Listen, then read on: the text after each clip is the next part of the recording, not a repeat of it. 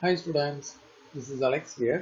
The problem வந்து the average score on a nationally administered aptitude test was 76 அப்படின்னு கொடுத்துருக்காங்க and corresponding standard deviation வந்து 8.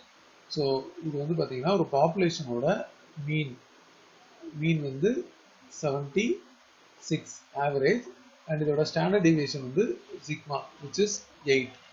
இப்போ in order to evaluate a state's education system, scores of hundreds of the state students were randomly selected அப்படின்னா அப்போ நமக்கு sample size கொடுத்துருக்காங்க, அதாவது n வந்து 100 அண்ட் இதோட ஆவரேஜ் ஸ்கோர் அப்படின்றது சாம்பிளோட மீன் வந்து x bar 72.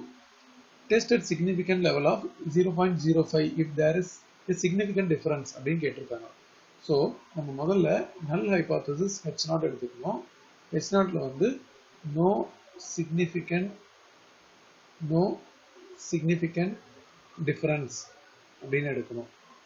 அப்படி எடுக்கும்போது இதில் நமக்கு mu equal to 76 அப்படின்னு எடுத்துக்கணும். H1 alternate hypothesis அப்படிங்கும்போது there is a significant difference அப்படின்னு எடுப்போம். அண்ட் இதில் வந்து mu வந்து not equal to 76. இப்போ நம்ம வந்து z calculate பண்ணோம். x bar minus mu by sigma by root 10.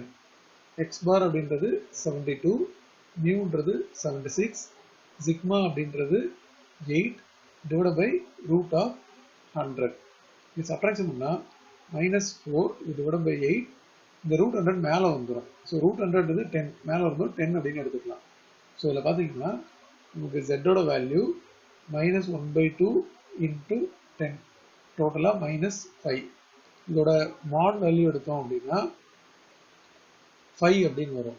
But z alpha by 2 அப்படின்றது இங்கே 0.05 சிக்னிஃபிகன்ஸ் லெவல் அப்படின்னு கொடுத்துருக்காங்க இல்லையா, அப்போ அதுக்கு வந்து z alpha by 2ன்றது 1.96.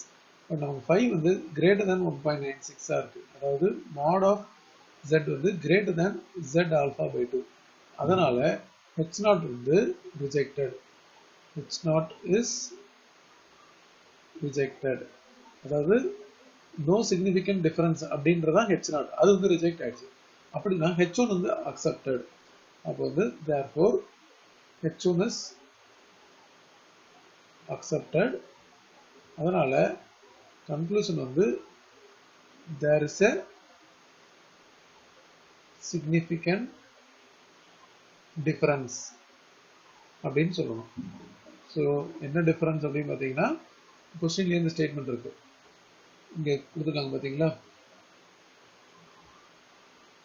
there is a significant difference between the state scores and the national scores. So இந்த இடத்துல பார்த்தீங்கன்னா there is a significant difference between